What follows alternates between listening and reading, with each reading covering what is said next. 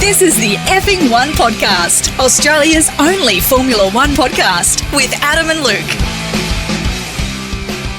G'day and welcome to Effing One Podcast. It's Australia's only Formula One podcast. Have we done any research on that, Luke? Nope. Good. In this podcast, we are wrapping up the French Grand Prix at the Circuit Paul Ricard.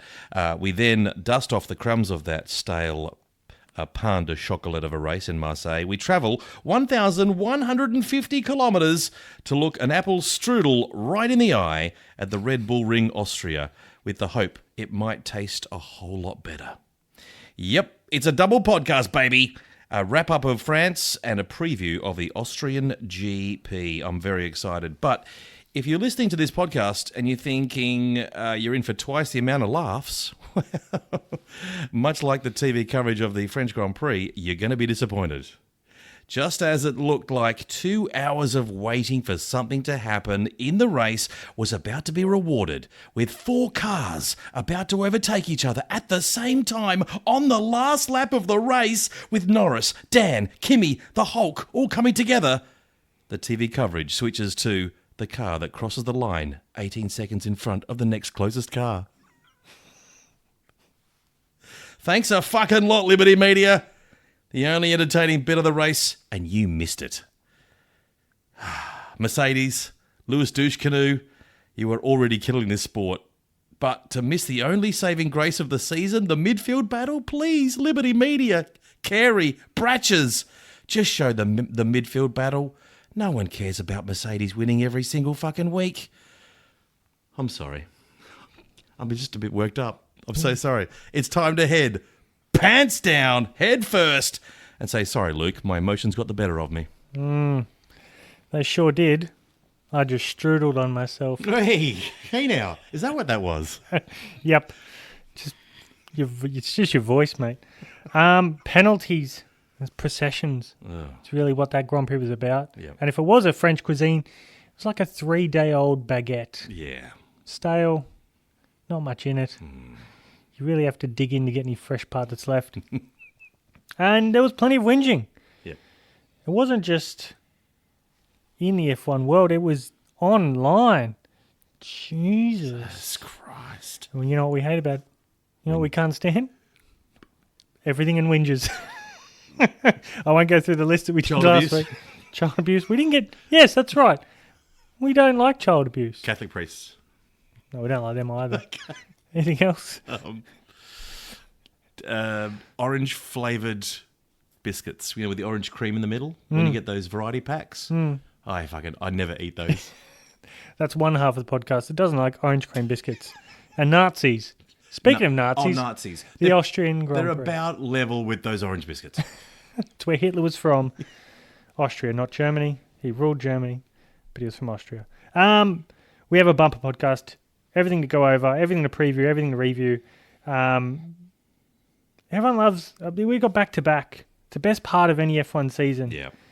It's the best way of a somewhat processional Grand Prix, which is quickly followed by another. Sure, it's more work to pack up the circus in France and unpack the big top in Austria. There's more work for a mildly amusing Aussie F1 podcast. Some people say qualifying should just be it, everyone, and then they can just go home after that. But fuck off. I don't subscribe to that. No. I don't subscribe to this whinging. No. I'm over it. Yep. I love the sport. He does. There was action. And just like any good TV show, production, musical, you name it, there's a crescendo ending. Yep. It's just the TV producers didn't have a fucking clue what was going on. And this isn't the first time this year that F1 TV, where whoever the director is, has gone from action to fucking nothing. Yeah. It's happened a lot. There's been the first lap and they've cut to Toto Wolff. Yeah. Why? There's other stuff going on. You can cut to him in about lap 20 when there's fuck all going on. Cut to Toto. Let's watch him bat his eyelids and move back to the race. Yep. No. I'm with you, Luke. But the F1 race, it's an F1 race. Every era doesn't have this. No. Every era has a race that's dull. We've had Spain, and the thing is, everyone has these grand expectations. There's expectations of This is going to be a bumper race. If everyone, just like they do with this podcast, if everyone just brings back their expectations, lowers it right down. It's not going to be great, people. This podcast is not great. Yep. But if we just pull it back, then you go, hey, wasn't that bad? Wasn't that? At the end of it, you go, you know what? We stuck around for the whole 50 the whole minutes. race. The whole podcast. The whole podcast? Yep. Wasn't that bad. No, it was mostly shit. Yeah. Yes, but there were some parts that we liked, like the Formula One race. Right at the end, it's going to be me and Adam. Yep. With a 4-way overtaking maneuver. Correct. To see how the podcast ends. So stay tuned for the next 45 minutes of boredom. As soon as we turn this podcast off, we'll start being funny. And then you'll, the listener, go, oh, this is just like that race. Yeah. Yeah, we didn't hear it, but I'm sure they were. I'm going to keep recording until you leave. Trust us. Just in case. We were funny after we turned this off, this podcast. So, everyone just bring your expectations back. Mercedes is dominating. Understood? Get over it. Put that in a little bag. Tuck it in your sock drawer. Yep. Your dream catcher sock drawer. Not your sock drawer. That's filthy. I'm not going anywhere near your socks. I wash my socks. Yeah. What the fuck are you talking about? I'm a clean boy. Wash your own damn sheets. Except that other, there's that favourite sock. And let's not dwell on it. It's the dream catcher? We'll do it. No. Let's not talk about it. But that's what I mean. Like, you need to understand things and then go, okay, that's what's going to happen. Good. Bottas or Hamilton, most probably Hamilton, is going to win the race. What's going to happen after that? You know, Leclerc, I think if anyone said, we'll make the race 2 laps longer, I think everyone would have gone, no fucking way, let's end this right now. But 2 laps later, Bottas probably would have been done by Leclerc. There would have been more battling between Daniel, Kimi and the Hulk because Norris was fucking screwed. Yep. And Daniel got 2 penalties. Yeah. For going off track and coming on track.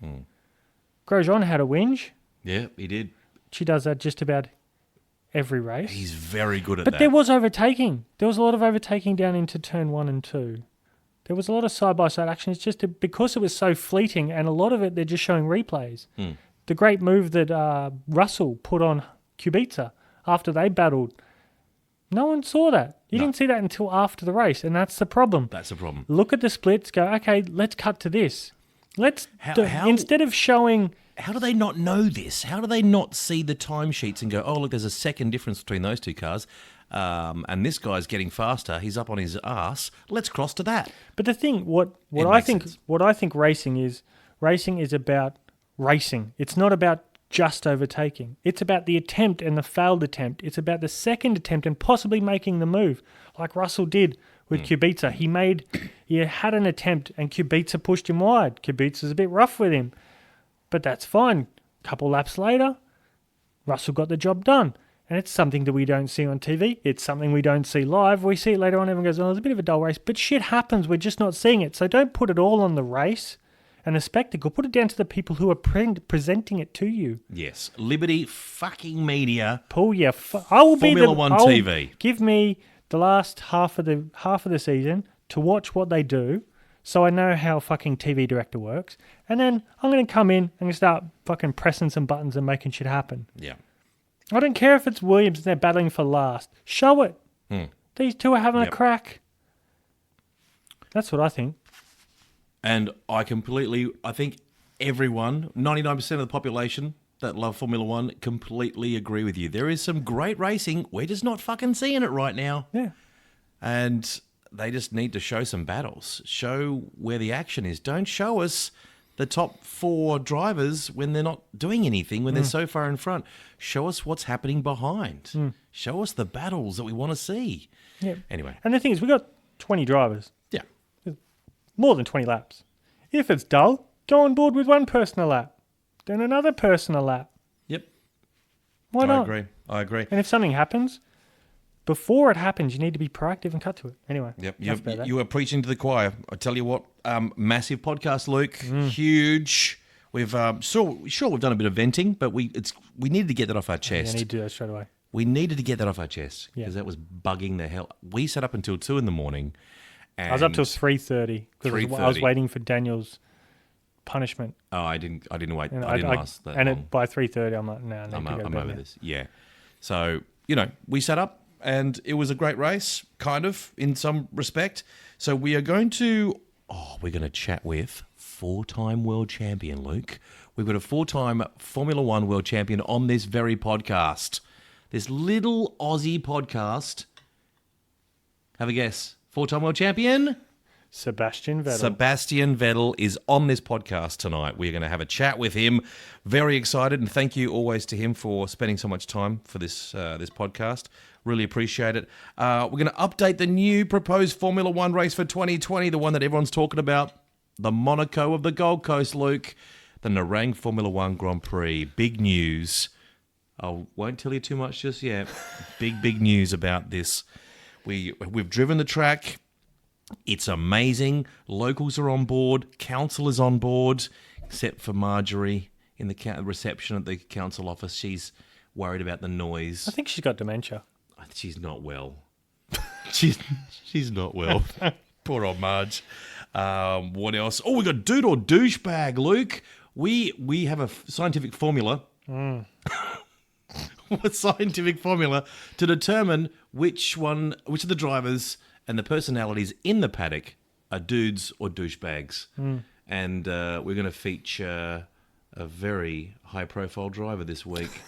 Very high-profile. He's high-profile in his own family. He sure is. Yeah.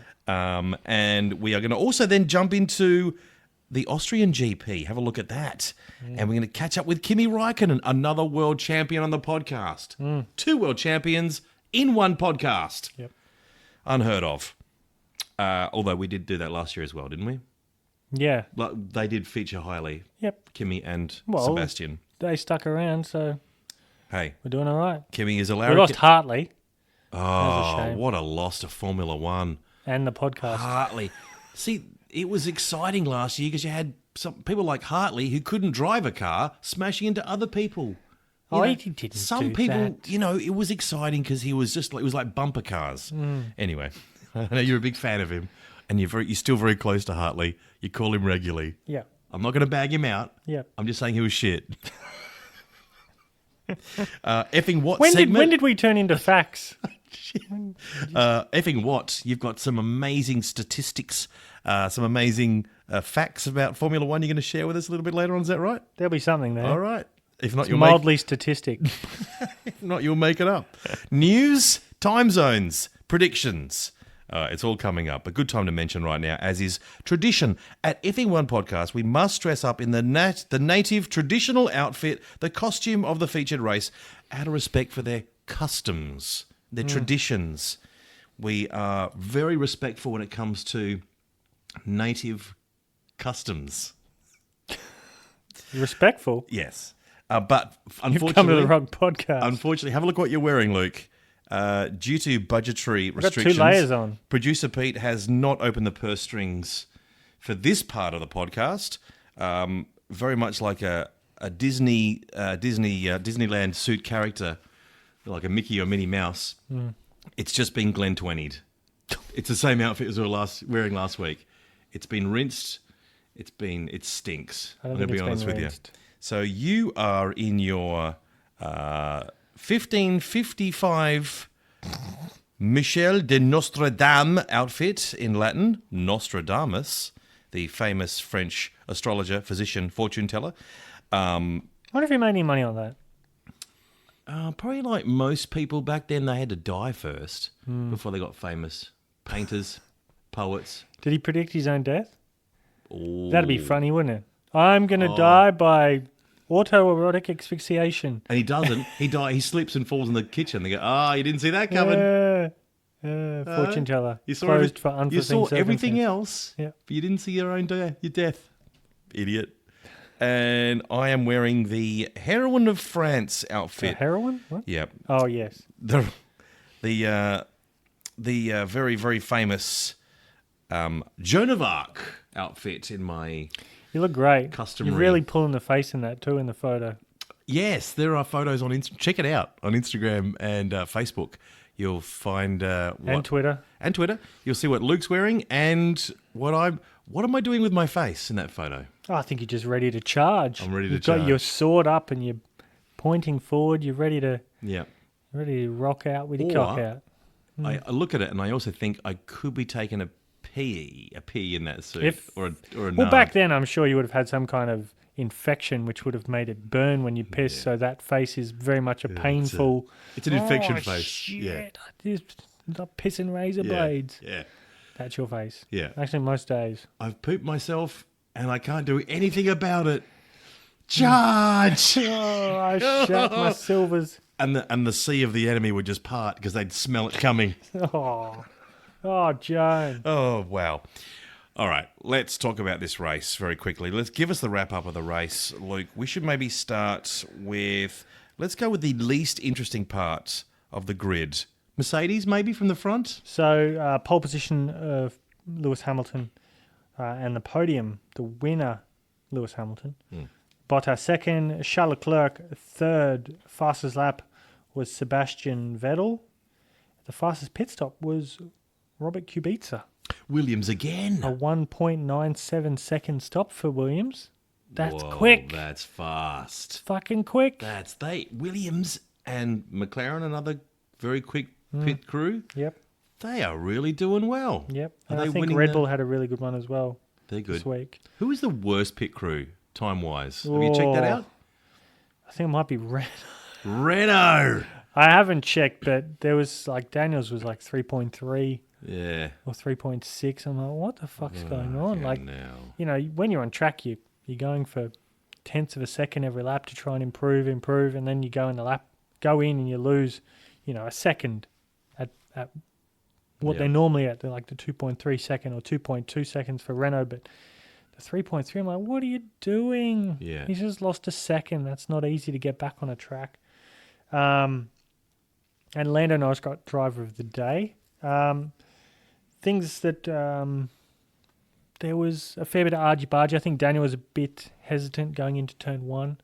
Lost a couple of spots there. He was right in the middle. He had a good lane to go deep, but I think he's still not confident with his brakes at Renault. It is improving. He's nearly getting it to the way he likes. And after the race, he was saying, every time I'm on the brakes, I'm right on the edge of the control. losing it. Yeah. Yeah. And he explained that to pretty much every TV outlet he spoke to. And I think even with his Lando Norris move, he probably could have braked a little bit early because he was that far in front of him that he could have just held it a little bit tighter and would have been a bit slow coming to the right-hander, but he wouldn't have gone off track, which the off track was the issue that got him the penalty. Again, penalties seem to be the rage at the moment. And as he said to Dutch TV, fuck them all. How does that sound? That's one of the greatest quotes. Great quote. And that comes from the personality Daniel Ricciardo. That's like the lick it and send it quote. He just comes up with some great quotes. Holy Dan. Testicle Tuesday. Is that what he came up with? Yeah. Pretty sure that wasn't his originally, though. No. That was Batman, wasn't it? Old Batman. Yeah. But I also like but I'd rather try than sit behind and be a loser the whole race. I think initially he tweeted peasants. He's been using peasants a lot lately. Peasants? Yeah, he did tweet it and then he deleted it and then put in loser. I don't get it. Peasants? Peasants, the lesser people. Who's he referring to? I think everyone. The media? No. No, he did. He has referred to media as peasants. When he was in Monaco, he had a guy from Full Throttle interviewing him. And he's like, you really seem to put people down. And, like Maddie from WTF1. And Daniel's like, as soon as you mention WTF1, I just think you're peasants like them. In joke, in jest. That's the sense of humour. Yeah. And that's the thing. He is taking the mickey. Yeah. Imagine if he just said the same shit as everyone else does and goes through the motion. That's why everyone loves him. He is the personality of Formula One. Yeah. That's why Liberty Media realise he is the personality. Yeah. Going back to the race, not much happened. Boring. Good battles here and there. I think a lot of DRS-assisted passes really sort of made what passes that there was. It's not wheel-to-wheel, side-to-side stuff for every lap of the 72, I think, laps there was. Or was it? How many was it? No, it wouldn't have been that many. 50-something. Yeah, in the 50s. Yeah. 50-something. 6? It's a long track. Yeah. What am I thinking? They were once the pit stops were done, there was a one-stop strategy for everyone. I think George Russell pitted twice. Grosjean was the only one that was non-classified The preferred tyre of choice was the hard, wasn't it? Coming Hards off and mediums. Yeah, hard and medium. But who was it? Nico? No, not Nico. Who ran really long on? Someone ran really long on softs. Stroll? Nah. Stroll did well again. One of the top. Gee, Stroll have mastered that go long in that first stint, haven't they? I think he definitely did in Canada. And that's what I mean about when people say qualifying, should just be qualifying and fuck off, go home. No, because you don't get these good drives. Yeah. Like, yeah, great. There's times where people fuck up their qualies, but they have a race through the field. And basically, the great thing is the Renaults and McLarens are close.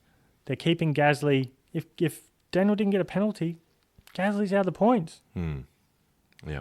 Speaking of Gasly, wow. He must be under some serious pressure right now. I mean, if it wasn't for Dan getting 2 5-second penalties, he would have been outside the points. Yep. And he didn't have any technical problems, it was no fault that he can hide behind. His home Grand Prix as well. His home Grand Prix. He just can't drive. He can't drive the Red Bull. And that is surprising because Max is doing, really well in that Red Bull, considering it's not as fast as it has been in previous years. But Gasly is so far behind Verstappen. Must be some heat from Dietrich Mateschitz. There's some heat coming from Daniel Kvyat. Kvyat's been doing quite well. Yeah. Someone is saying that it'll be quite an about face for Red Bull if they go back to Kvyat and put him in the lead team. But I'm like, if they weren't planning on possibly promoting him or having him back in the fold, you wouldn't have him back at Toro Rosso. On form alone, though, he's got to be in the equation. Well, I think no doubt he would be, but I don't think it would be a slide on Red Bull. I think Red Bull would go, okay, he's doing a good job. We'll give him back that seat. I think initially when he was at Red Bull, he didn't produce well in the time he was with Daniel. He did okay.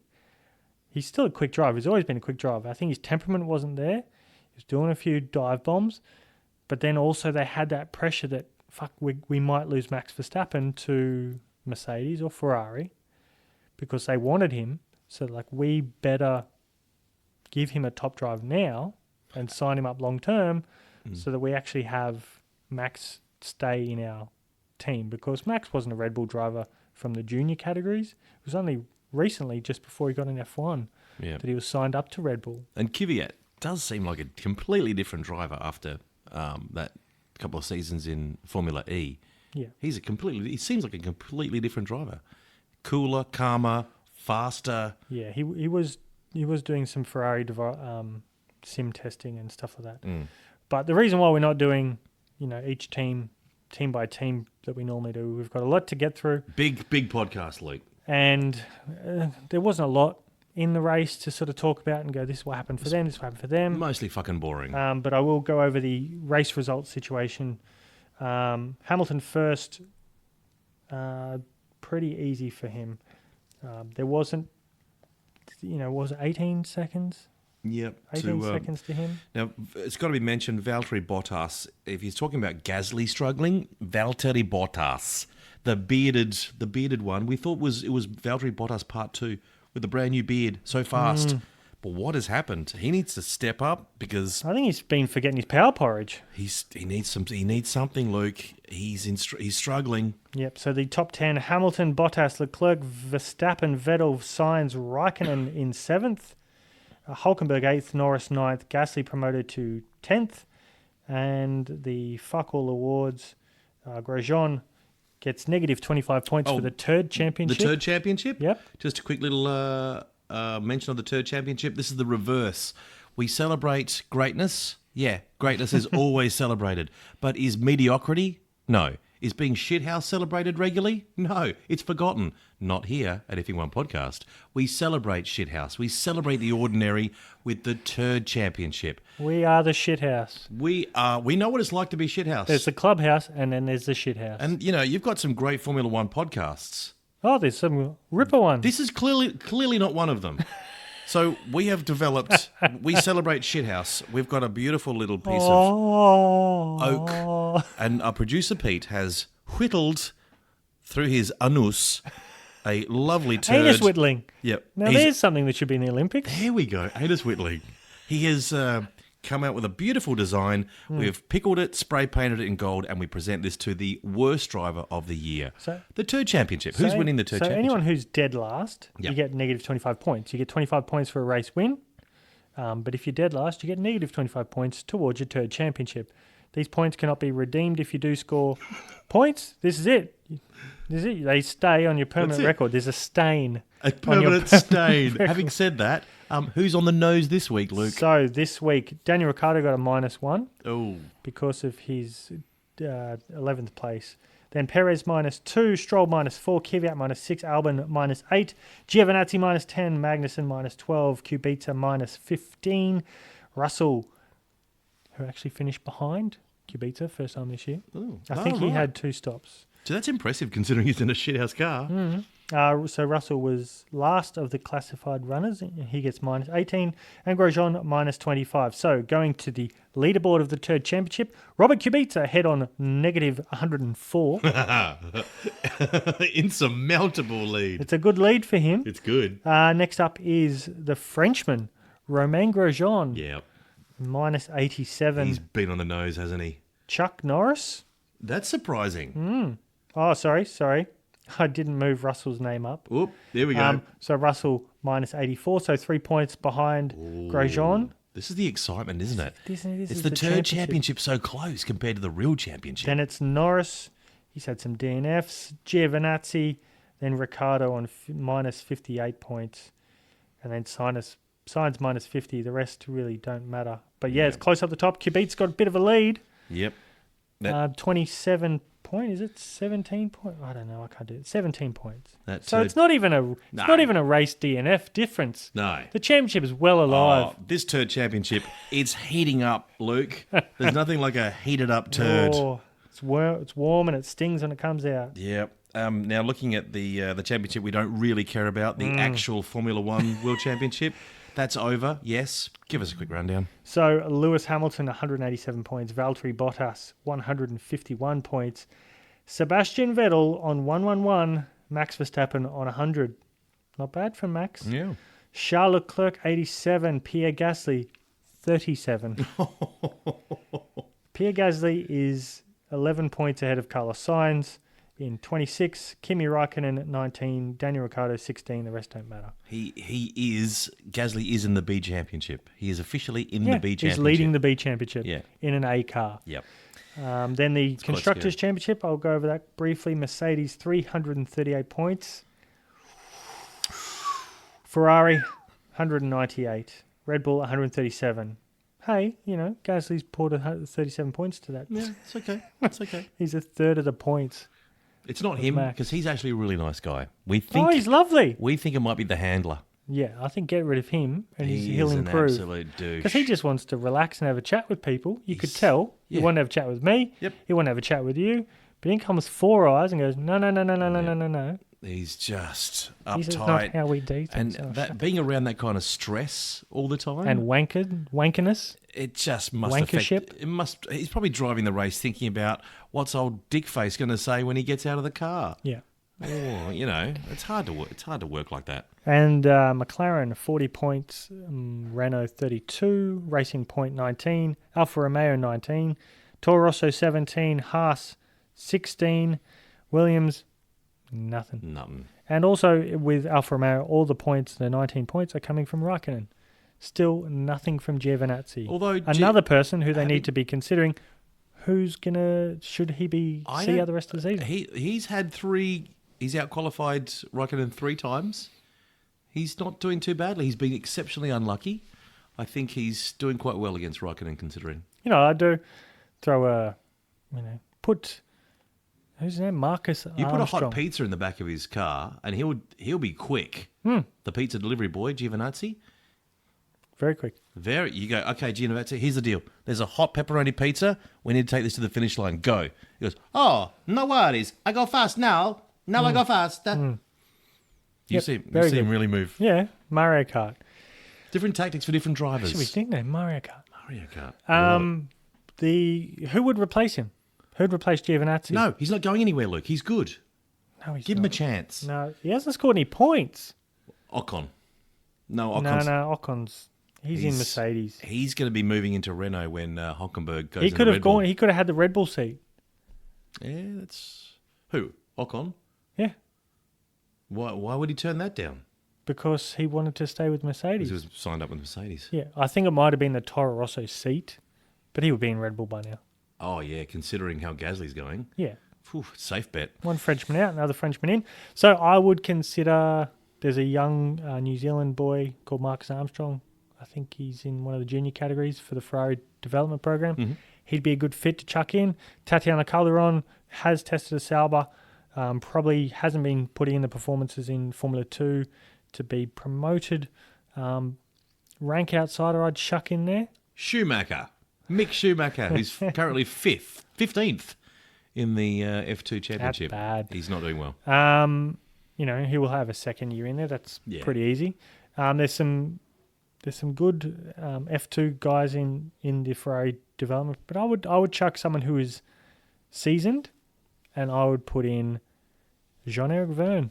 I thought you were going to say yourself because you've got some sweet moves. Yeah. In go-karting at Kingston Park Raceway, you are still considered in the average to above average category for fastest laps. I like to think of myself as slightly above average. In everything. Just slightly above average. That's how you think of yourself, but how others see you, Oh, no. completely different. Completely different. We need to hand out some awards, Luke. Oh, yeah. The highly treasured, highly respected Effing One Podcast Awards. The Green Award for lowering the carbon footprint of the planet, Luke. Who was thinking of the environment out there? Well, it goes to the only man who was non-classified, the Frenchman in his home Grand Prix, driving for the Haas-holes, Romain Grosjean, Well done. who had a bit of a whinge. Yeah. Who does tend to waste a lot of air, whinging, He loves a whinge. but he did kind of even it out by parking the car earlier. He was whinging about Dan Ricardo. driving him off the track. Yeah. The stewards reviewed it. They went, no. Because then Grosjean cut the corner. As well. Yeah. He just straight lined the next corner. See, I think Grosjean's an awesome guy. Oh, But lovely. when he puts his helmet on, as you've pointed out in the last podcast, wow, man, what a whinge. As soon as the visor comes down, the whinge goes on. It's like a Anyway. whinge switch. Yeah, it is. What about this one? I love this one. This is the biggest waste of time award, the UGE Day Award, Luke. Remember the first year you really struggled to get that man's name I out? feel like I've You mastered nailed it. it. I actually enjoy practicing that name, UGE Day. I really enjoy. It's got a lot of your mouth exercises before the podcast. It's like a vocal warm up. Yeah. You see me in the shower. UGE Day. So the UGE Day Award, and I'm going to give you a 20 outsider this time. You could easily go Williams. Yep. You're wasting your own time and everyone else's. But Giovinazzi, we just spoke about him. But just a generic waste of time. Raikkonen got in the points again, did a great job. And Giovinazzi, I would have given it to Not so good. Gasly, but I see your point. he did get a point, Gasly, By default, in a Red Bull. by default. In a Red Bull. That's it. No, In his good home call. Grand Prix. I respect your decision, Luke. The umpire's call is final. The Effing One Podcast Award for making Formula One great. Well, we're going to give it to the man who can be given 2 penalties in the race and still come out with quips Yes. and still give us a bit of gold after a race. Tells everyone to fuck off. Yep, fuck him. Yep. He's like, people saying you're a little bit dangerous. Fuck him. That's great. I love that. Daniel Ricciardo gets the F1 Podcast Award for making F1 great again, which he does that every weekend. He is the only one making this sport great at the moment. Lewis Hamilton has put his hand forward to help shape the direction that Formula One needs to go in terms of sporting and technical regulations, which I think is good. And I think he has some valid points on which way and direction the way that racing can get better. Because I think no one knows top-end racing like a 5-time, possibly 6-time world champion. We might get some more bling. We might get some more neck chains, gold neck chains. Every driver must have a neck chain, cornrows. a lot of tattoos. Interesting and hair design. And they must all switch to Christianity. Yeah. That's part of the regulations that Lewis Hamilton will bring in. Just thanking God every time he wins, and when he loses, just whining. Yeah. Yeah. No, that's a good call. That's what we need in Formula One. More whining. We don't stand for that in this podcast. No, we don't. The Pastor Maldonado Award for dangerous driving. Who are you giving that to? Well, according to the stewards, Daniel Ricciardo is the most dangerous driver on the Give me grid. a fucking break. So we're giving the Pastor Maldonado Isn't that Award ridiculous? to Daniel Ricciardo. Is this sport over officiated? Is Of course it it over is. umpired? Of course it is. This is the same problem we had last week, Luke. It's It's the same problem that Sebastian Vettel had. It's getting ridiculous. so people are whinging because they can't. I'm going to use this from Sean Kelly, Tim Tam Kelly, Oh, I love the stats man. a great man. He's a big fan of this podcast. Well, that may not be true, but he's been on this podcast. So someone said on Twitter, facts don't matter. It's how much you enjoy the racing. Racing was tough and dangerous back then. A challenge now just bores me, so therefore it isn't good as a fan. He didn't like it. So Sean said he didn't like the race because Sean put up something about the duel between Gilles Villeneuve and René Arnoux and going off track and hitting each other a couple of times and going off track again. In the modern day of Formula One, you go penalty, penalty, penalty. Yep. Boo. You won't see that racing ever again. And then they showed footage of Kubica and Massa in Fuji. Michael Schumacher, Senna. I mean, Oh, yeah. if they were driving now. Yeah. But, in that race, it was a wet race. Massa went off the track. Kubica went off the track. They bumped wheels. Then they both went off the track, cut corners here and there. And they continued on. And after the race, like, oh, yeah, that was a bit of fun. Hope everyone enjoyed it. They didn't go, well, you went off track there, penalty, you went off track there, penalty, you went off track there, penalty, you went off.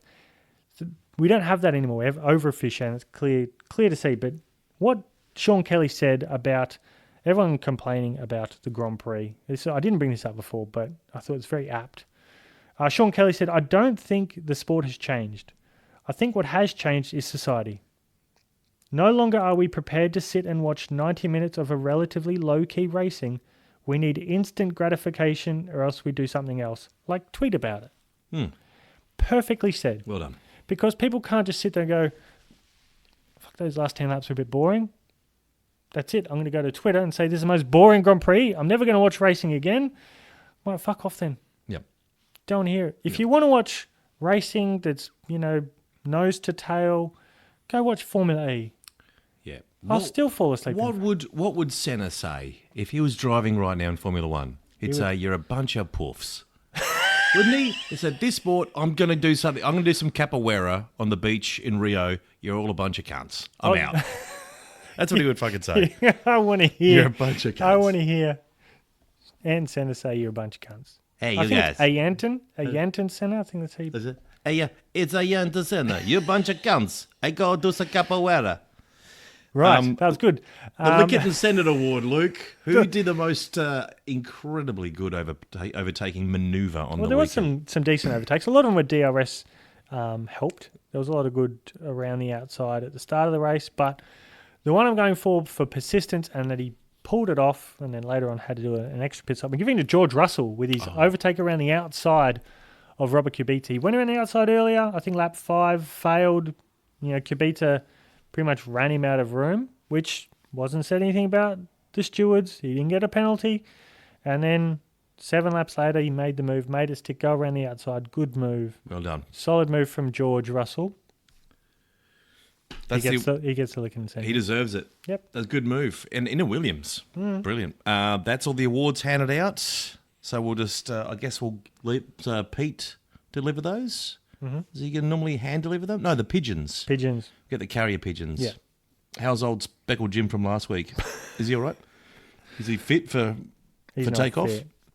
Pete's been taking him to cockfights. Yeah, that's I right. thought just as a spectator, because he has a real fondness for that pigeon. Yeah. But That Speckled Jim ain't returning. Producer Pete, that is a pigeon. It is not a cock. All right? Leave Speckled Jim alone.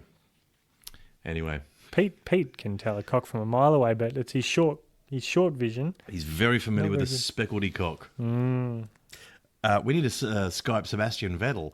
Oh, we sure four-time do. world champion. Yeah, we got a 4-time world champion on this podcast. How Not good me. is that? It's not me. No. 4-time hot dog eating champion. No, that's true. You are very good with hot dogs.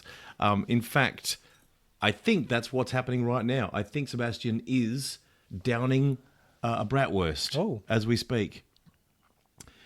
I hope it's someone he's met. I'm not sure if it's... Anyway, we're going to find out. Let's. You've got him on hold. Can you hit the go button? Yep. Hey guys. Hey Sebastian, how you going?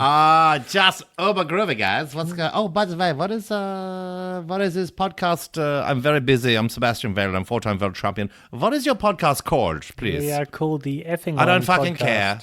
I do so many podcasts every day. I don't really care. But really? Look, you do other podcasts? I thought we were your only one. No, Have motorsport. you been cheating? Yeah, I got some motorsport. I got strategic. But there's all these F1 ones. Got the BBC one. So this is the last in the line I have to do. It's a contractual thing. Really? I have to do this. I'm going to stop sending the dick pics in if it's contractual. Speaking of which, looky, I can't see you. Winter. Are you wearing any pants?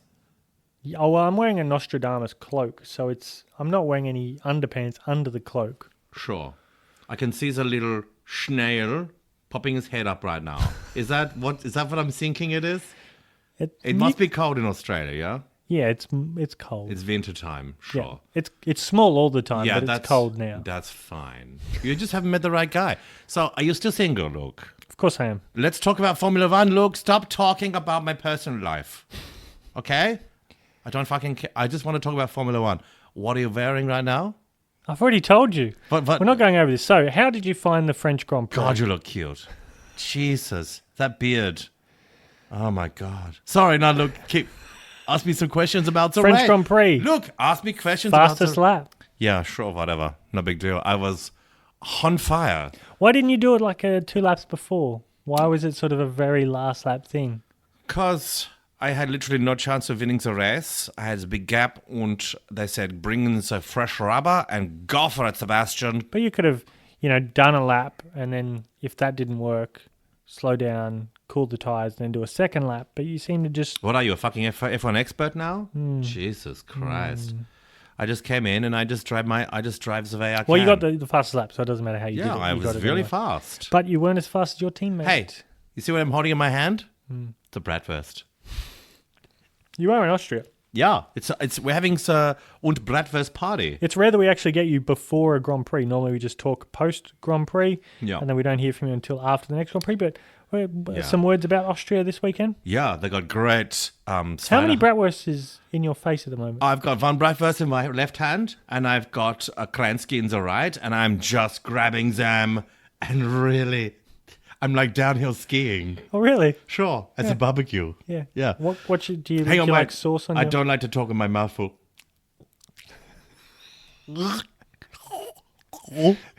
I could put the whole thing in my mouth. Oh, Jesus. My gag reflexes. I think we might need to leave it there. Oh, God, my gag reflexes look. Jesus. It's so like, Austria this weekend. You know what it feels like? It feels like I'm leading the race, and suddenly... I go off because someone is on my ass, like Hamilton is scaring me, and I go off and I go crazy, and there's a bratwurst in my face and in my ass, in my Auschwitz. Hey, look.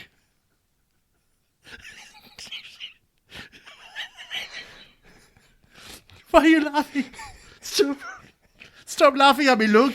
I can't take you seriously. I'm having a barbecue with the guys. You're a 4-time world champion. Yes, I'm Sebastian Vettel, 4-time world champion. Please, be sensible. All right, you start being sensible. I have to go and suck this bratwurst. Bye. Didn't even get a chance to talk about Austria. Jesus Christ. What is with him? He's lost. But it's all, we got to say. He got married. I wanted to ask him about that. Didn't get a chance to. Which one of those bratwursts did he just marry? Was it the Kransky? No. He's a very private man, Luke. He's very private. You shouldn't push him. I know he wouldn't talk about it. The problem is you just want to talk all the personal stuff. He just wants to talk Formula One. I get the feeling I think it's the opposite way around. I want to talk about F1. Are you sure? And he's just talking about sausage in his mouth and his anus. I know. It's just weird. What's the point of having a sausage up your anus? I don't know. It's a lifestyle choice, Luke. Lifestyle choice. Some people enjoy that. And that's fine if they do, Luke. Don't be judgmental. I don't think it's a choice. I think you're just born. You're either born with a sausage in your ass. That's it. I think Sebastian. Can we stop? Sebastian was born with a sausage up his ass. We have to stop talking about asses and bratwurst. Yeah, we need to get Sebastian to stop talking about that shit. Oh, he is seriously, he's a worry. You guys are worry. Okay, so we've done that. Thank goodness. Thank you very much, Sebastian Vettel, for spending so much time with the Effing One podcast. We really appreciate your time. We need to. Oh, it's time to review the Austrian Grand Prix at the Red Bull Ring. So as is tradition, Luke, very quickly, you don't know this yet. Yes, it's time to. We've actually got the producer Pete Velcro he's a stripper when he's not producing this podcast. He gave you Velcro, he gave me a zipper. Yeah, he gave you a zipper. I've got Velcro. I'm actually wearing one of his Saturday night, late night work suits when he works the clubs. Oh, he works those gay clubs well. He's got the tight short He shorts. can take all of his clothes off quicker than Williams can change wheels. He's very fast. Quick. When it comes to strippers, he's the Williams of strippers. Very quick with putting on and off. Old, slow, rubbers. but geez, he can change quick. Very good with taking rubber off and putting it on. So we are ready for the reveal. We're going to find out what we're wearing, as is tradition here at Effing One Podcast. I know what I'm wearing, but you have to reveal it to them. We have to wear the traditional outfit of the native race. This is Austria in the Red Bull Ring. Let's find out what we're wearing. 3, 2, 1, go. Yep. Lederhosen. His and hers, matching lederhosen. You've got a... I've got the hers. You sure do. What a lovely set of breasts you've got. Hey, get your hands off, cheeky monkey. Never. I know it's been a while for you, but 3 years, is it? Yeah, boob's a boob. I got some nice boobs. You got some knockers. Yeah. Okay, so we're wearing the native outfit, which is lovely. Let's talk about this this track. Can we chuck you in the PS4 and do a little Luke's lap? Is that something that you think we might be able to do? Sure can. Okay, let's do it. Okay, Luke, let's take a look. You are in the PS4 in the Force India car, and let's do a lap of the Red Bull Ring. Go, Luke, go. Talk us through it. You're in the car. Oh, we're going up the hill, turn 1, braking hard. Oh, I actually made the apex. Hey! There we go. I'm following some ghost cars, which... You're right up I don't there, know buddy. why I haven't driven this before. Fantastic. I think there is a DRS zone, but I haven't used it. Braking hard. This is where Hamilton and Rosberg ran each other a little bit wide. Right-hander. This to the left is where Raikkonen and Alonso had a bit of an argy-bargy back there a couple of years ago as well. Coming down the hill, another right-hander. A lot of right-handers. Oh, he's overcooked it. He's in the gravel. This- Shit. Oh, shit. This is why we love it so much, the PS4. Visually, it's great. Not great for a podcast, but just to talk through the mistakes. Yeah. It's fantastic. It's back on track now. Off the gravel, on the grass. Oh, no, he's accelerated on the curb and he's gone back in the gravel. This is great. Don't you dare stop it. Don't you dare start again. What are we driving? This is fucking great. This is Force a Force India. Look, even my camera's dirty. Yeah, it is. I've got. Why don't I have How's like a the- tear off? There's a left-hander. There it is. Big It's sweeper. where Max made a really good move on Kimi Oh, Raikkonen, he's in the fucking rough again, which and would- he's gone. which would turn out Oh, he's to hit be the barrier. his race-winning There goes the wing. move. Front wing. Good chance to just check out the scenery, though, Luke. Very Yeah, picturesque. it's a beautiful part of the world. That's why you're doing this, isn't it? Yeah, that's why. I was trying to say that before. So that place is where... Oh, God. Fucking hell. There's no downforce on this fucking thing. You just lost your wing, Luke. No, it's still there. Oh, you got no damage control. No damage. Yeah, Fuck, yeah, man, no. I haven't driven this track at all.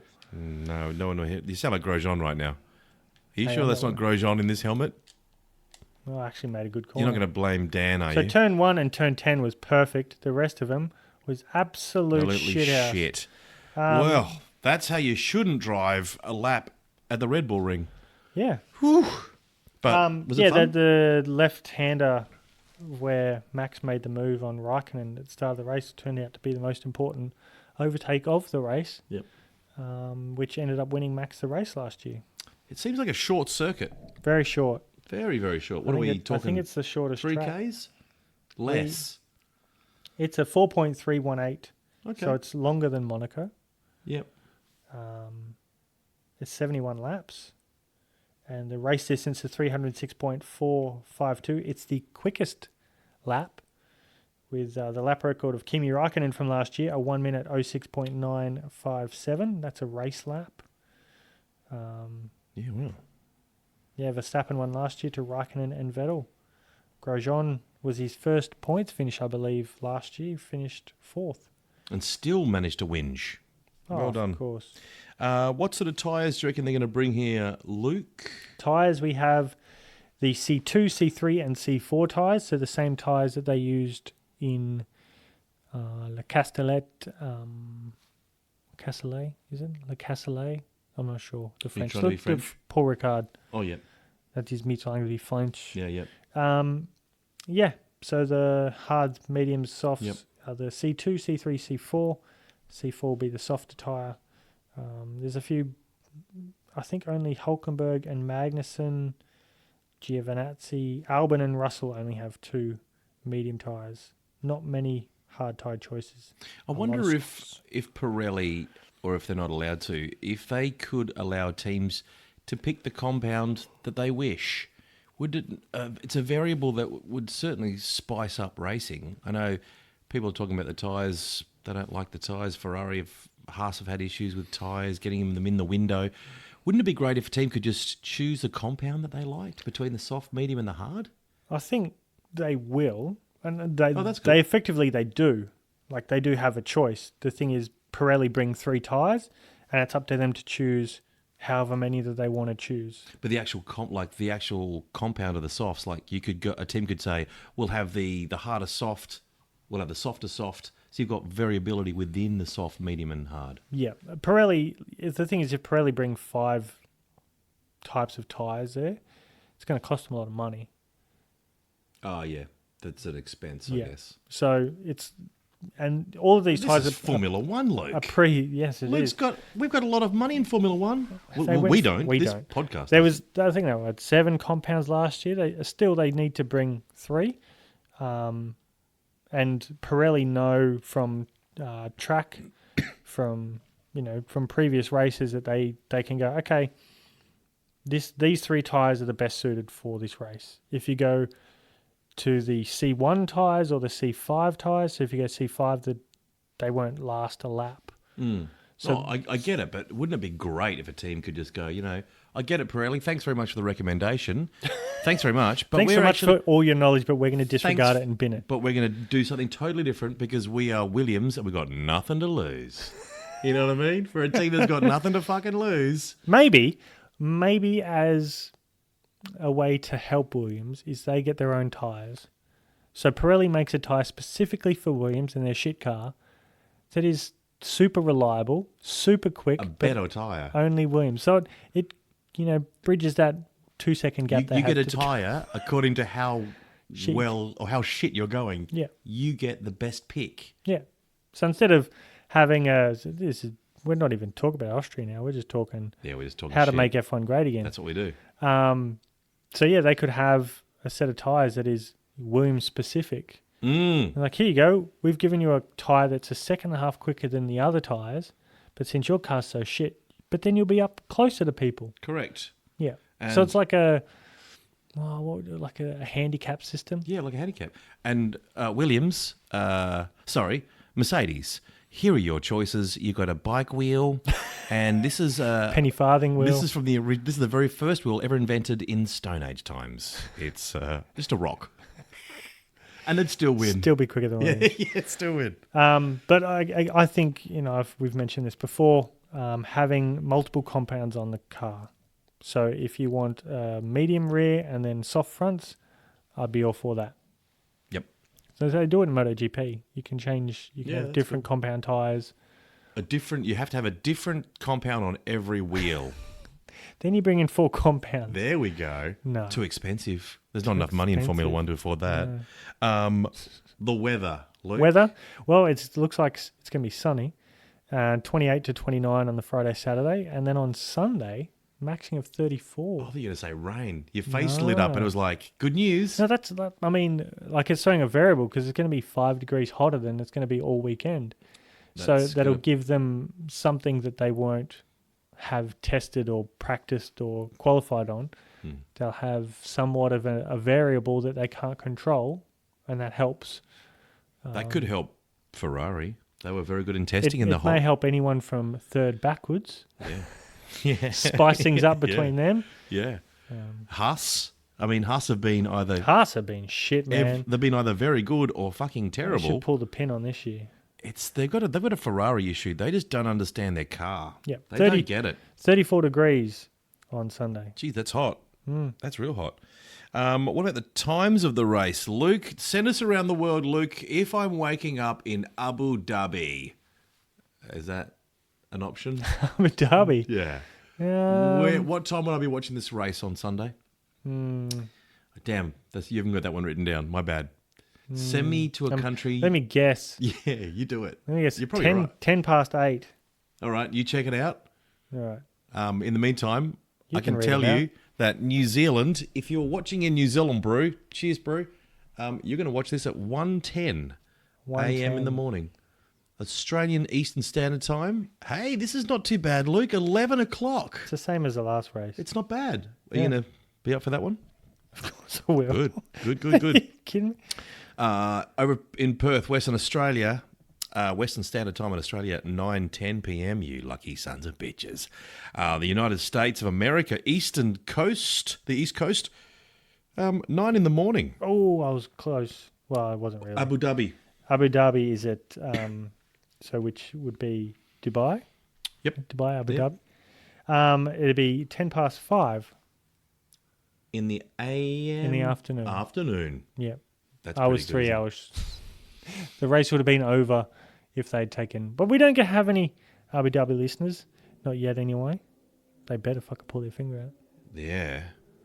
I'm sure they would love this podcast. Yeah, of course they would. It's bland, it's mild, it's very respectful, and it's halal. No swearing. Oh, No yeah, swear- we kill cows the proper way. Yep. Yeah. We will kill anything the proper way. Whatever way our sponsors tell us to. This podcast is happily halal friendly. Yeah, we're definitely not vegan. Definitely not. We've No. had moose head. We've had, what was it? What was the horse meat? Cheval? Cheval? Chewy. Not Oh, great. I liked it. What was the favourite? We should do a little podcast about the favourite dish on this podcast that your mum's baked up. I think that lamb dessert was really fun. With the frog's legs? That one. Yeah. That was good. Yeah. Send us through some other time zones, Luke, very quickly. What else can we expect? So where did you get up to? The USA, West Coast, 6 a.m. in the morning. Yep, 10 past 6. UK, 10 past 2 in the PM. Sweden, Amsterdam, Cairo, 10 past 3 in the afternoon. That's a good time. Bangkok, that'd be painful, 10 past 8. Reykjavik, Iceland. Iceland. I want to go there. It's on the bucket list. 10 past 1 in the PM. The Galapagos Islands. Galapagos Islands, HMAS Beagle, Charles Turtles, Darwin. Beagles, blue-footed and red-footed boobies. Yep, Boobies everywhere. boobs. 10 past 7 a.m. Early morning, Sunday. Yeah, That'd be nice. That's nice. Honolulu, Gee, that'd be nice, wouldn't it? Daiquiri, palm fronds. middle of the night, 3:10 a.m. Ooh, that Oh, that's sucks. It's Sunday morning. That sucks. Lima, Peru, 10 past 8. Helsinki, Finland, 10 past 4. And if you're listening on the Casey station in Antarctica, you are at the West Australian Singapore time of 10 past 9 in the PM. Sunday night. Had any downloads from the Casey station in Antarctica? No. We had some orcas listening to us, but no humans yet. No. Orcas love this podcast. Why wouldn't they? Yep. They're They're into Spotify. They love it. Spotify. The effing what? Effing what segment? I have an effing what? Tantalizes. And we've talked about tyres. We talked about tyres on end. But I'm going to give you some interesting statistics on the tyres. It's always fun to talk tyres. Yes, it is, Luke. So Look how excited we are. The C1 tyre, Yes. so it's the hardest of the 2019 Pirelli range. It is a little bit softer than the hardest tyre of 2018, which I think was the Ultra Mega Super Hard. That was the real name. That was stupid. It sounded porn. Didn't it? The working range of that tyre is between 110 to 140 degrees Celsius. Jesus. That's the working range. Yeah. So that's when the tyres, like when you hear a driver saying you need to get in the working range, That's it would be in the low end of what that working range is. wow. That's a lot of heat. That's- So they have tyre sensors, and the drivers can bring up, and the engineers can say, all right, you need to work on your fronts a bit more. You'll hear them say that. So there's things that they can do, whether it's like if they're preparing it for a lap, or if they need to ease off a bit, is either reduce their braking because the heat goes into the tyres, expands the gas, makes it firmer, and also changing the way they steer so it's a little bit more smoother, so it doesn't take as much heat go through the tyres. So there's ways you can change the way and how the tyre heats up. Because as you saw with Hamilton in France, he had some blistering on his front tyres, so that's the rubber boiling up underneath and breaking through the surface of the tyre. We haven't seen it that much with these newer tyres. I think a lot of the teams are whinging because They're just damn too good, too consistent. well, they had thicker tyres, so the tyre tread was thicker, and blistering was occurring a lot more on the Mercedes side of things. Other teams did have blistering as well, but it was quite significant blistering. Lance Stroll had issues last year at France. He crashed towards the end of last year's race. Remember that big accident? He had a tyre blowout because they thought they could just hold on with the blistering. The blistering ended up tearing it apart, and he crashed into the wall. So the teams want to bring back the thicker Pirelli, so there is that possibility of blistering that Mercedes was getting to try and even the field out. But the thing is, you can't do it now. You can't do it this season. Michael Massey, the Aussie bloke who's taken over from Charlie Whiting, he said that we can talk about rule changes, especially from re-entering the track and, in a dangerous way and sort of changing the ruling, but that will happen next year. If we're going to talk about it. Are they going to look at that? Yeah. Okay. Because I think it has been, more it's lenient. over officiating. I think there needs to be a bit of Leniency. racing leniency, not so much, they kind of want the letter of the law and go, well, it happened here, it happened there. But the thing is, F1 teams have lawyers. They go, look, there's a precedent here. This happened the exact same thing to this situation. Yep. And they'll go, look at what happened here to what happened there. And that's the issue. And that's why they wanted it black and white. But the thing is, it's no fun. Yeah. The thing is, everyone goes, if there was gravel and not the runoff. But if you were Daniel Ricciardo and you're coming up to the back of Raikkonen and the next corner is a right-hander, you're going to go on the inside. Yep. He's gone the inside because there's room. It's not on track, but there's room to do it. You've seen Alonso make a move on the grass around the outside of people. Yeah. Not completely 4 wheels off the grass, but there's room that's safe to do so. If there was a wall there, Daniel's not going right. He's going left. He's not going to make that same thing because you have room to do it. It's not within the white line's track, but there's space. That's driver's instinct. To make the move. If you look, the previous corner, Kimi Raikkonen, all 4 wheels over the white line at the apex of the corner, which got him the drive that overtook Lando Norris and got ahead of Daniel Ricciardo. I've actually got a screenshot of it on my phone. Did he get a penalty? Nope. No, he did not. Why didn't he, Adam? Because they seem to love Kimi Raikkonen, don't they? They just seem Everyone to like him. loves Kimi Raikkonen. He's just an absolute arsehole to everyone, and yet everyone loves him. He's such an arsehole to absolutely everyone. Yeah, so... That's okay. You can't find it. That's fine. I completely believe you, though. I think they need to be a bit more lenient. Because They do. It's just getting a bit silly. But then again, you also want to have fair racing. Like, you don't want to be impeded. You don't want to do a Michael Schumacher, Ayrton Senna, where they can do whatever they want and block you. It's a fine line, I guess. There is a fine line. But there does need to be rules, but the thing that you need to relax them, you need to go, well... Yeah. I don't think Lando was like, I was gutted what happened. He was like, it was racing. It was all right. Exactly. If there's room, a race is going to do it. They're going to try to overtake you. So the next set of tyres is C2, which corresponds to last year's medium tyre. Working range between 112 degrees Celsius, 110 degrees and 135. So 5 degrees less than the C1. It's riveting stuff, I can tell. Yeah. The working range of the C3. Did I just dribble on myself? You I did. think I just dribbled on myself. did. I'm sorry.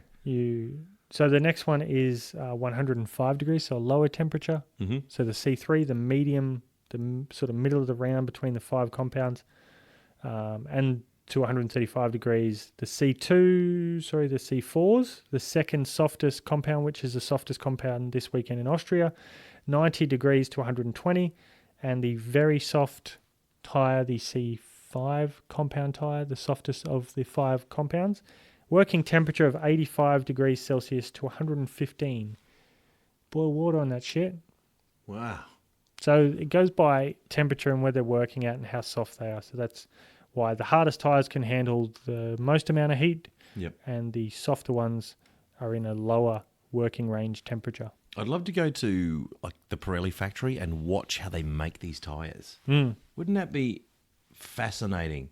Because I'd have no idea. If I think about it now, sure, I'm not the sharpest tool in the shed. I'm not the smartest guy you've ever met. Sure, I'm not the smartest guy. But to think about how I would You have are the no bluntest tool in the shed. If you went, all right, Adam, here's Pirelli, open the door, go make yourself a tyre, mate. I wouldn't know where to start. No. I go, well, I start with a rim. Now, where am I getting all this rubber shit from? You won't. The thing is, you're not starting with a rim. You don't have a rim. Thank you. See, I didn't even know that. So how the hell? I mean, that would be amazing to watch. Oh, yeah. And then you've got to be super consistent between, all right, this is the exact same tyre. We need to make 20 of these exactly the same. Anyway, it's mind-boggling to me. They're all tested. They're all scanned. These guys are scientists, and they got multiple layers with multiple things. It's like a strudel. The layer upon layer. With your strudels. Upon layer. It always comes back to food. It's this mum's, what she's cooked up. Oh, I in front can't of us. wait to get into what your mum's cooked up, Mrs. Luke. So that was Effing What?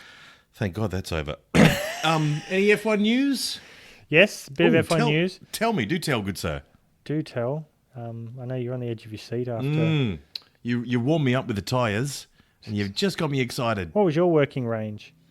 Oh, I probably operate best at 32 degrees. Really? Yeah. I'm like a mid-20s. Yeah, with Dorito chips and a cold beer. That's my perfect operating range. I like on the cool side. Yeah. Like a mid-20s, that'd be good for me. We talked a little bit about rule changes in the Effing What segment about Michael Massey saying that. Do you reckon he'll get the gig full time? I can't see why not. Hey, it'd be good to have an Aussie bloke at the top. Yeah, just make sure he favours old Daniel Ricciardo. And this podcast. Of course. Obviously. He's going to be a regular Isn't he our guest. spokesman? Yeah, and we know you're listening, Massey. Yeah, so when you do want Michael. to, you please feel free to give us a call. Give us a buzz. We'd love to chat Just with you. Bring it on over to us. McLaren have a bit of a Renault dilemma. And so Renault's brought out the new spec engine, and McLaren, if they take it now, they'd be taking it earlier than what they would, what the process of them having it. Yep. So they take the more powerful one now, or wait until it's when they need to, when they've allocated when they can change it. So they don't have any penalties? Yeah. So that's their concern. Because you only get, what is it, how many engines a season? 3. 3? I think it's man, 3. that's tough, isn't it? Tough going. So taking the new spec engine now, which Dan did, if they take it, McLaren, then that will be their last before penalties? I think it might be their The second It one? might be their third. Yeah, right. So then you've got another, 11 races or whatever it is on one engine. Yeah. It's So kind of that's a dilemma. They can stay with the one that they've got yeah. and work it till then they need to change Which their served them next pretty location. well. It's not a bad engine. What's the speed difference? The horsepower difference? Don't know. Don't have But those not numbers. much. I mean, Dan was quicker, obviously, in qualifying than Hulkenberg, but he's a faster driver. Yeah, but the two McLarens did out-qualify the Renaults. There you go. Lando out-qualified Sainz. Yeah, without that engine, the brand new engine. Yeah. Gee, McLaren's, they've stepped up. They have upped their game. And That Fernando Alonso was just a handbrake on him. finally got rid of Alonso. Imagine if that was the case. What's he? Imagine how slow Van Dorn is there. Fuck. They should have been winning races the last few years. What's Alonso thinking right now? Nothing wrong with the Hondas. No, they're perfect. It's just he kept his foot on the brake. Yeah. It must be a tough gig for Alonso I've actually now. been, when you drive behind someone, you can tell their foot's resting on the brake. Yeah, that's That's Alonso. Alonso. They don't need him. No. They wouldn't want him back. I love Alonso. Oh, I do too. Great driver. We're just throwing shit. Just nobody wants him to be in their team, though. It's difficult. Maybe he needs to start his own team. He's got his own racing series. He's got enough cash. Yeah. Get enough sponsors behind him. Like, super talented driver, nobody wants him in their team. Nobody. Yeah.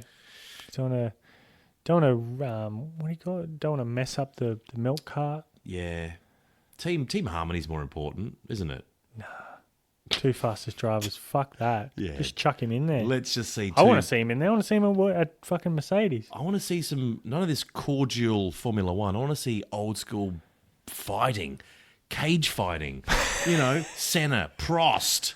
Yeah. These battles within the team. None of this team orders just back off. I think when it does come to you're going to win a championship, like Mercedes is, then you need to have gloves off. Two teammates. Yeah. Battle it out. Yeah. You're going to win the championship, fine. Attach some things on the appendage, some razor blades from the Oh, tyres. okay. I thought you meant their appendage. I'm like, No, sorry. No, that's weird. Yeah, like, you're going to run towards each other.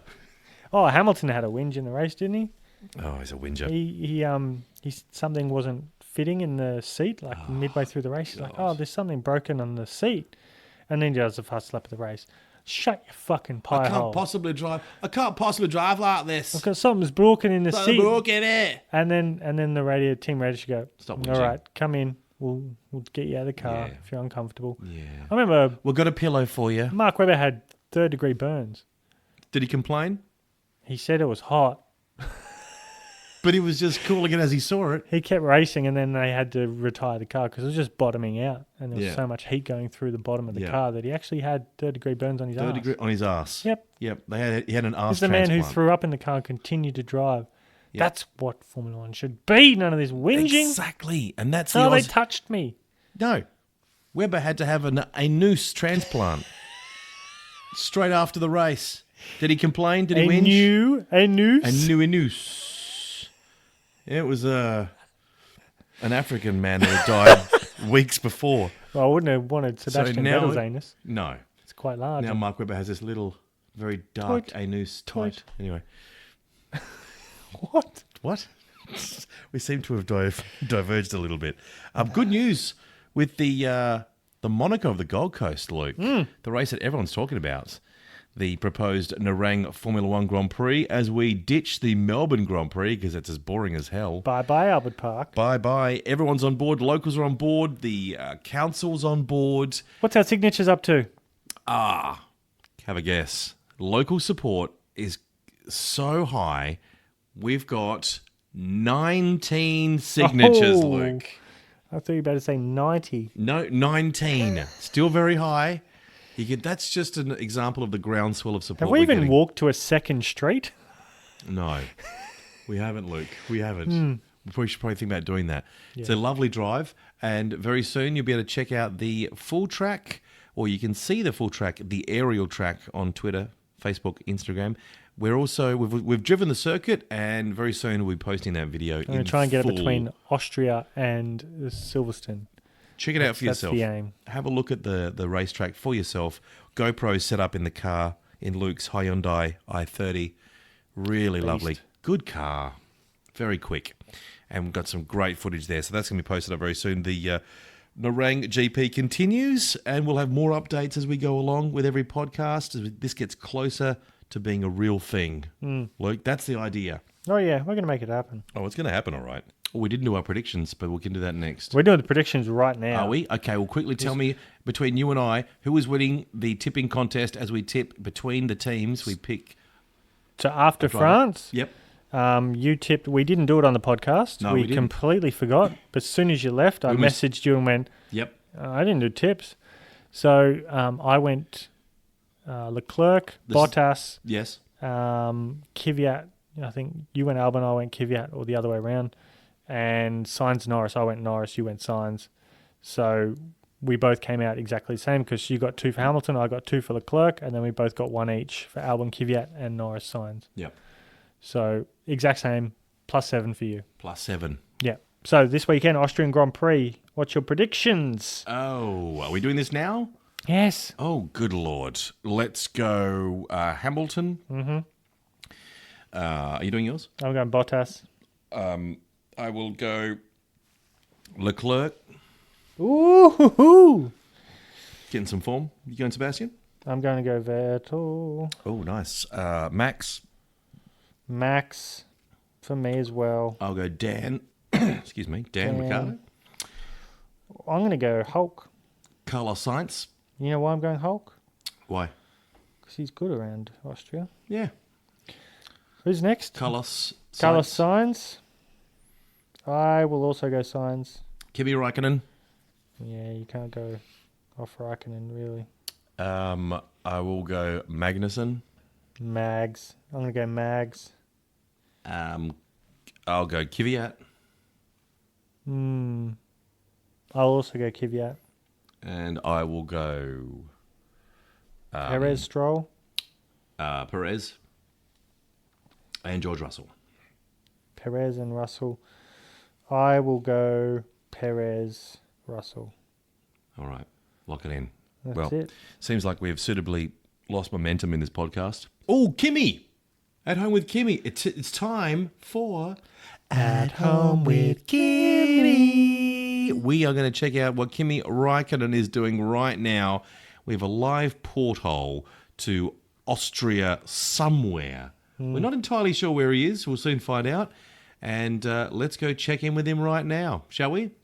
Shall. Boah, I'm Kimi Räikkönen. Yeah, I got a few hours up my sleeve. I might go for the drive in the Alps. I can't get a drive in my car. Oh, this is a nice car. What is this, an Alfa Romeo? Yeah, nice. Not quite as nice as a Ferrari, but it'll do. Okay, driving up in the Alps. Oh, it's high up here. Oh, nice view. Oh, what's going on over here? Looks like there's a couple of people, the film crew. Yeah, I'm gonna drive up and... No. Oh, I think I just ran over one of the crew. I better just find out what happened. Let me just reverse. Back over him. Yeah. Hey guys. It's me, Kimi Räikkönen. Formula World Champion. Just going for a drive in the Alps. What are you doing? You just ran over our lead actress. Oh, shit. Sorry about that. You guys want I hope you know how to sing. You want an autograph or something? You want what? I don't know who you are. What do you want me to do? I need you to sing. Put on this wig. You need to take this lady's part you just ran over. Well, as long as you don't tell me when I killed that lady, then I'll do whatever you fucking want me to do. If you sing like a bird, we will just forget this ever happened. Okay. She was a bit of a pain to work with. Was she? Okay, well, so I kind of did you guys a fucking favor. Well... Here's the script. Okay, so let's put the wig on. Oh, Jesus Christ. You look good in that wig. Oh, man, I look like someone from that movie. What's that movie? Spinal Tap? No, not Spinal Tap. The one with the Nazis. The Nazi one. Yeah, with the... We don't speak about the Nazis. No, we're not speaking Nazi. Okay. The Sound of Music. Is this The Sound of Music? Yeah, this is the Sound of Music. Oh, and I'm the lead actress? Yeah, so we will... Ready, 5, 4, Oh, Jesus Christ. 3. What am I doing, singing? Oh, crap, I'm live. Hey, everybody. I'm not Kimi Räikkönen. I'm the lead actress of Sound of Music. Okay, so I'm going to sing a song now. The hills are alive with the sound of music. Where's the fucking... Lift the script, I can't fucking see it. There we go. The songs that I've sung for 1,000 years. Oh, this is fucking shit. The hills fill my heart with the sound of music. I need a fucking bottle of vodka or something.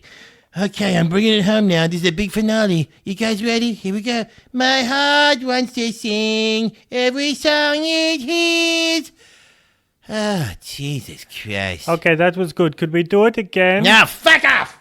I'm done. I'm Kimi Räikkönen. I've done my bit. Now, I'm sorry about the dead bitch. Okay.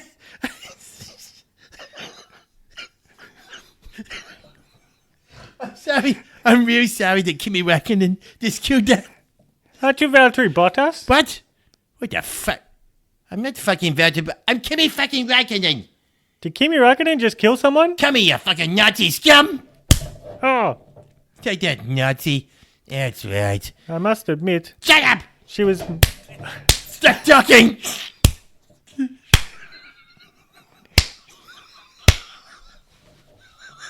It was much easier. Shut up! Much easier. I'm Kimi Räikkönen, asshole. Shut the fuck up. I'm taking this wig. I'm taking this bottle of vodka. Kimi Räikkönen out. Bye, asshole. I'd still prefer to work with him than Julie Andrews again.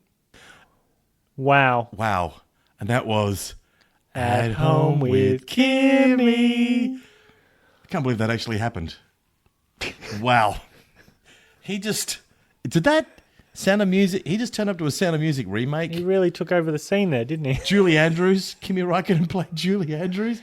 But he sung like an angel. He sung the shit out of that song. Angel's not the word I would use. He sang... I think Cartman on a helium balloon is more what it sounded like. Did sound a bit like Cartman, didn't he? Wow, he's... Oh, well, that's one way to prepare for a race, I He guess. really beat the shit out of that director. That poor fucker. That poor guy. It was just... But he can be angry. Kimmy's an angry man. Whew. Okay, well, we've got some science to unleash in Dude or Douchebag. Dude or douchebag. Is he a dude? Or is he a douchebag? Douchebag. This time, our mathematical formula that we use, our scientific formula, we are going to analyze Antonio Giovinazzi, the pizza delivery boy. Is he a dude or is he a douchebag? Yeah. We've actually, it's just like a dial on the left. It's dude, on the right, it's Yep. douchebag, and the needle, we say a name and then just... It's like, is it Veruca Salt in Charlie and the Chocolate Factory? And she's the bad egg. She sits on the egg weighing thing, and she's either a good egg or a bad egg. Bad egg. We put our drivers on the weigh scale, and we figure out if they're a dude or a douchebag. Luke? Giovinazzi. Giovinazzi. What's his case? Is he a dude or a douchebag? Tall. He's Italian. He's got magnificent hair. It's touch and go, isn't it? A very quick signature. Is he a quick driver? Debatable. That is debate. He's quicker than me. Very easy to do. Is he quicker than Kimi Räikkönen? No. I would... The thing is, I'd put him under the Albon. He's a pussy. Oh, he's in the same category as an Albon. Bit of a ladyboy. Yeah, when he's not delivering pizzas, he's a transgender cross-dresser. And I would consider him... He's not a douchebag. I'd say he's a dude, He's a dude. in my opinion. I didn't know it was going to go that way. I was sure you were going to say he was a douchebag. He's Italian, He's Italian. I mean, but he's not that arrogant Italian. No, he's a good kind. Yeah. All right. Well, Pussy dude. yeah, he's a he's one of those manscapers. One of those manscape type. He's a kind of a yuppie type kind of. He's a Euro man. He's well groomed. Pussy. He's a pussy. But there's nothing not to like about the guy. He doesn't have any features that you dislike. He's just a bit soft around the old gills. But I'm going to say he's a dude because, we In need... Formula 2, he was quite, robust in his overtaking. And he was quite argy-bargy, but He hasn't done a bad job. he hasn't really had a chance to show it, I guess. It's hard to drive against Kimi. He's a former world champion, although Kimi has been rubbish with Ferrari. I'm going to say he's a dude. Dude, It's scientifically proven. done. He's done. All right, moving right along. We're going to wrap this podcast up. It's a long one. It's a double. It's a double. Before we go, big thanks to Mrs. Luke. Thanks, Mum. Oh, Mrs. Luke, you sweet, sweet angel, always preparing the nicest of treats. So, Vienna loaf right there. Vienna loaf. Oh, of course, Vienna, the capital of Austria. It is. Delicious. Thank you, Mrs. Luke. You've prepared this in your caravan in outback Western Australia. She's down in Geraldton now. Geraldton. Yeah. That's a good spot. Bit cold down there at the moment. It is a bit cold down there, Geraldton. Heading down towards... You going down to Albany? I think so. Yep, that's pretty cold. Mrs. Luke, is she travelling by herself? Travelling Yeah, solo? with Dad, stepdad, yeah. Yep, her man friend. Husband. And also known as her husband. Somehow I think that your mum and I might have a chance, but that's probably not going to happen. Yeah. She's such a great cook. I'll marry anyone who can cook. You could have married me. Well, You keep refusing. You keep, Yeah, well, and your I'm Chinese. still holding off. Yeah, you are playing hard to get. What is she made? Is it lamb dish? Is that a lamb dish? Of course, it's a lamb dish. If you actually take the lid off that Vienna loaf, It's got lamb in it. lamb. Oh. Yeah. And a lammy strudel. Is that what that is? Is that It's a lammy a strudel. lamb-based strudel? Yeah, it's really odd. Yeah. But we know the Austrians love meat and pastry. Yeah. Um, At least hasn't got one of the sausages that. there is just a bevy of Sebastian. sausages. There's Yeah. more sausages there than was in Sebastian's mouth. Yep. Which- Or That's a lot of Anus. sausages. Yes. a lot of sausages. Yeah. Wow, that's fantastic. Well, let's get into this feast. I can't wait. Looking forward to the Austrian Grand Prix. Yep. I think it's time for us to wrap this bad boy up like a little lamb strudel. Get a hold of us some comments. Tell us what you like, what you don't like. Or just say hi at Effing One Podcast, Twitter, Instagram, Facebook. I'll catch you later, big fella. I'll see you after Austria. Hello.